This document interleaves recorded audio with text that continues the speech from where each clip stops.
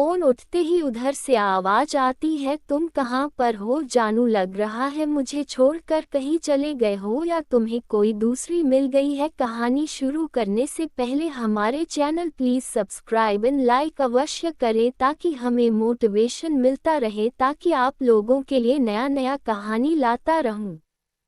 आइए कहानी शुरू करते हैं। राज और रूबी एक स्कूल में पढ़ाई किया करते थे। वह दोनों एक अच्छे दोस्त थे।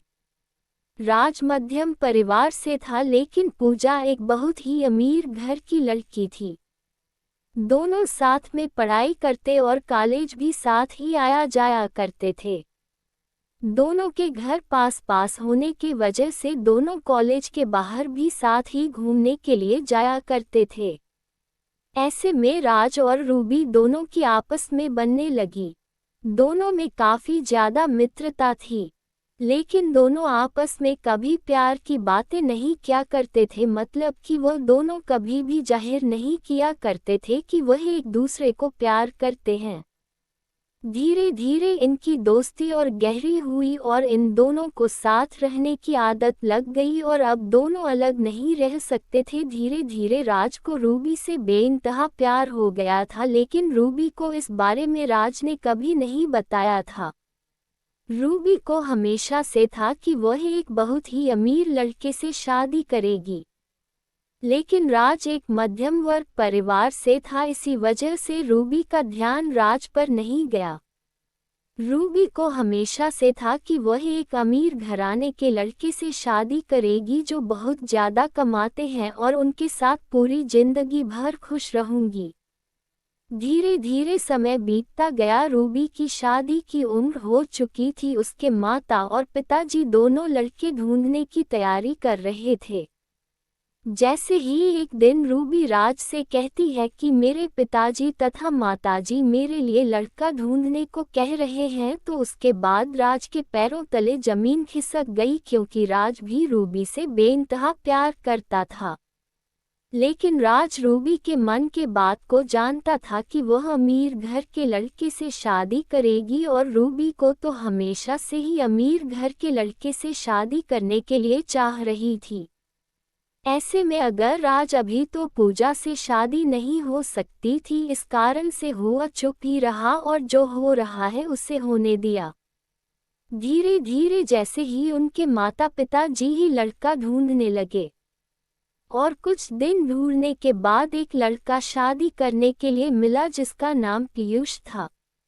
बहुत ज़्यादा अमीर घर का लड़का था। वह बहुत ही बड़ी कंपनी में जॉब करता था और उसकी महीने की कमाई तकरीबन 10,000 रुपये प्रति घंटा थी।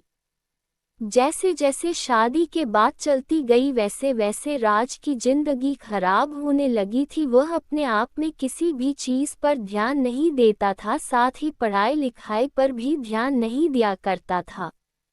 राज को रूबी के जाने का गम सताने लगा और वह चाहकर भी इस बात को रूबी से नहीं बोल सकता था कि मैं तुमसे शादी करूंगा, क्योंकि राज के पास से अपनी हैसियत नहीं थी जितनी हैसियत के लड़के के बारे में रूबी सोचा करती थी। और रात को भी बताया करते थे युवा कितनी हमें लड़के से शादी करेंगे। रूबी के शादी की बात फाइनल होने लगी थी और राज के बारे में काफ़ी लोगों की बहुत ज़्यादा पता था कि ये दोनों हमेशा साथ में रहते थे, इसलिए ऐसा लगता है कि दोनों की शादी एक ही साथ हो। उसके कुछ दिन बाद रूबी राज से कहती है कि मेरी तो शादी होने वाली है, क्या तुम अपनी शादी नहीं करोगे? राज कहता है कि मेरी शादी का क्या है, मैं तो शादी कर ही लूँगा, पहले तुम अपनी शादी कर लो, उसके बाद मैं भी शादी कर ही लूँगा। धीरे धीरे समय बीतता गया और रूबी की शादी नज़दीक आ रही थी। जैसे जैसे रूबी की शादी नज़दीक आ रही थी, वैसे वैसे राज का जीना मुश्किल होने लगा गया था। वह अपनी इस प्रेम कहानी के बारे में किसी से कुछ नहीं कहना चाहता था और लोगों को भी ये पता नहीं चल पा रहा था कि राज रूबी से प्यार करता है। जैसे जैसे पूजा की शादी नज़दीक आ रही थी वैसे वैसे राज की जिंदगी में बेचैनी सता रही थी और बेदर्द जिंदगी शुरू हो रही थी। जैसा कि आप सभी लोगों को रुलाने वाली बहुत ज़्यादा पसंद हैं, ठीक उसी प्रकार का दर्द इस कहानी में भी है। इस कहानी में राज जब एक दिन रूबी के घर की ओर जाता है और देखता है कि रूबी के घर में बहुत सारे आदमी आए हुए हैं और उसके घर में पीयूष भी आया हुआ है जिससे रूबी की शादी होने वाली है। ये सब देखते ही राज समझ गया कि रूबी की शादी फिक्स होने वाली है और राज मन ही मन अपनी औकात पर पछतावा कर रहा था कि अगर मेरी भी औकात पीयूष जैसे होती तो शायद रूबी से आज मेरी शादी फिक्स होती। जिस दिन से रूबी की शादी फिक्स हो गई उस दिन से राज रात रात भर नहीं सोया करता था। वह रात रात भर अपने बिस्तर में रो रो कर अपने प्यार को याद किया करता था। राज सोच रहा था कि मैंने प्यार तो किया पर ऐसा प्यार किया कि नहीं उसे बता सकता हूँ और ना ही उससे शादी कर सकता हूँ। इसके बाद राज फिर सुबह उठकर रूबी के घर चला जाता है क्योंकि रूबी उसके घर आई थी राज को बुलाने के लिए। दोनों की शादी में मात्र कुछ ही दिन का फासला था। रूबी अपनी शादी को लेकर बहुत ज़्यादा खुशियां मना रही थी। इधर राज अपनी जिंदगी को लेकर रात रात भर रोया करता था।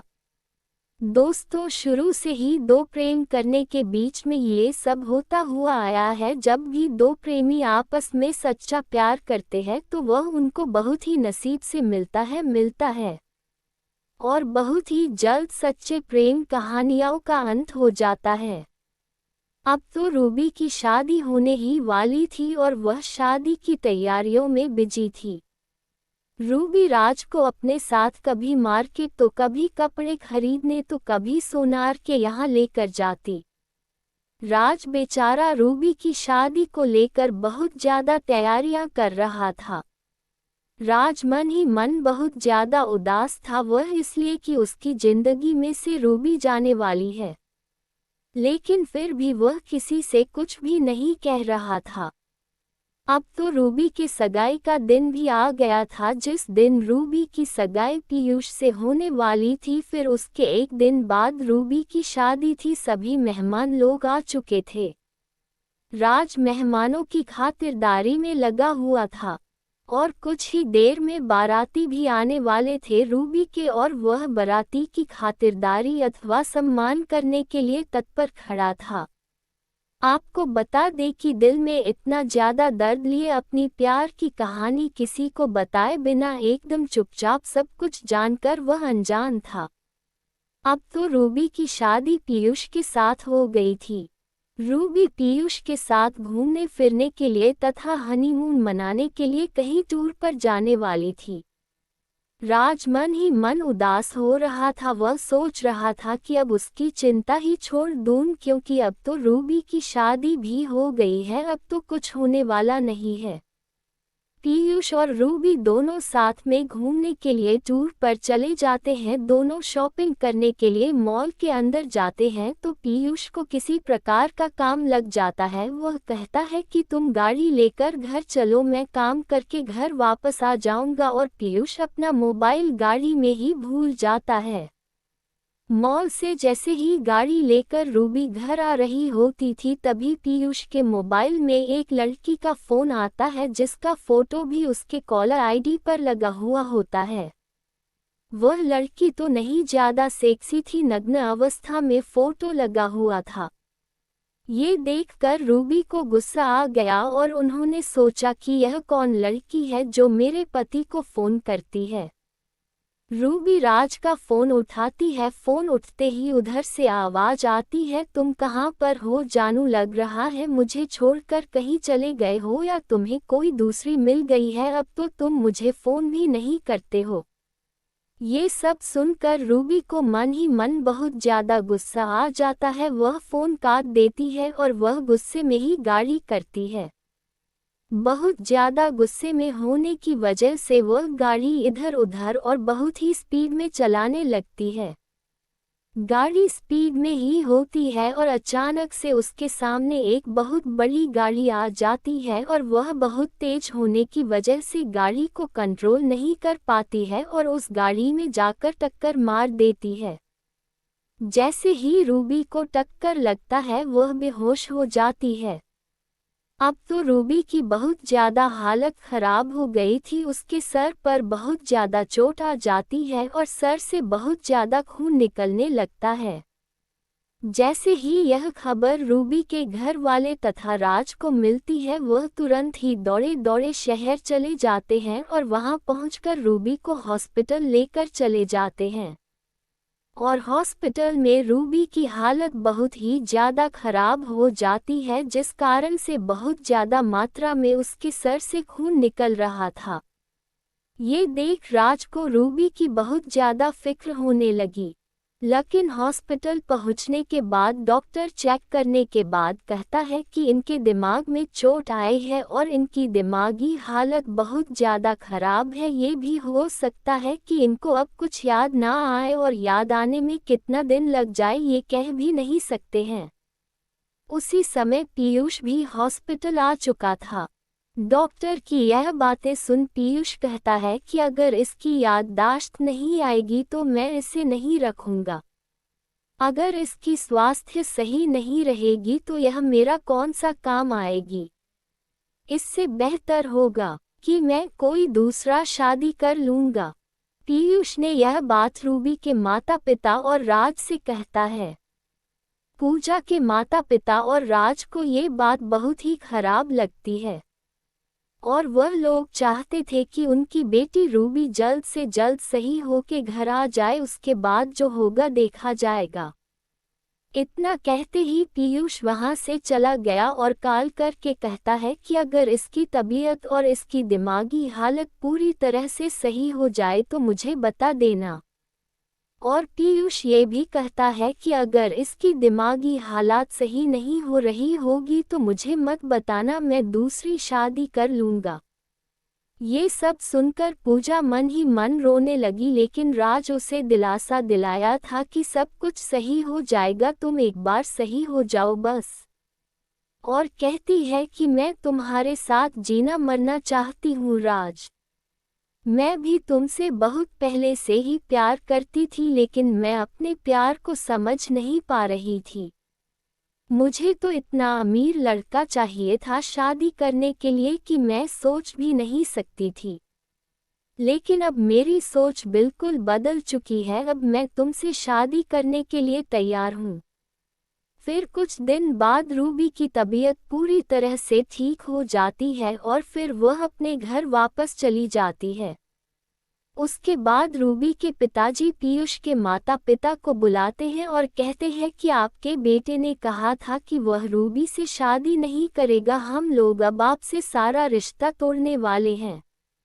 उसके बाद पीयूष माफ़ी मांगता है और वह कहता है कि मैंने तो वह गलती से बोल दिया था कि अब रूबी से शादी नहीं करूँगा, लेकिन अब तो रूबी बिल्कुल सही हो गई है, मुझे अब रूबी को रखने में कोई आपत्ति नहीं है। लेकिन पीयूष की हकीकत जानने के बाद रूबी कहती है कि मुझे अब तुम्हारे साथ नहीं रहना है। तुम्हारा चक्कर बाकी अन्य लड़कियों से भी चलता है, इस कारण से मैं अब तुम्हारे साथ नहीं रह सकती हूँ। उसके बाद पीयूष बहुत ज़्यादा मिन्नतें करता है, लेकिन राज के रूबी के माता पिता नहीं मानते हैं। रूबी पीयूष से अपना सारा रिश्ता खत्म कर देती है। उसके बाद राज और रूबी की शादी बड़े ही धूमधाम से सभी के आज्ञा के अनुसार होती है। शादी के दिन रूबी और राज बहुत ही ज़्यादा खुश थे। अब तो रूबी को भी मालूम चल गया था कि पैसा ही सब कुछ नहीं होता है अगर जिंदगी में प्यार नहीं है तो। क्योंकि पैसा तो कमाया जा सकता है, लेकिन एक प्यार करने वाले इंसान को कभी नहीं कमाया जा सकता है। रूबी को यह अच्छी तरह से मालूम हो गया था कि जिसके पास ज़्यादा पैसा रहता है वह ज़्यादा ही लड़कियों के चक्कर में रहता है, और जो गरीब घर का लड़का बाहर रहता है वह कभी भी ऐसे संगति में नहीं पड़ता है। अब तो शादी करके दोनों की जिंदगी बहुत अच्छी गुजर रही थी।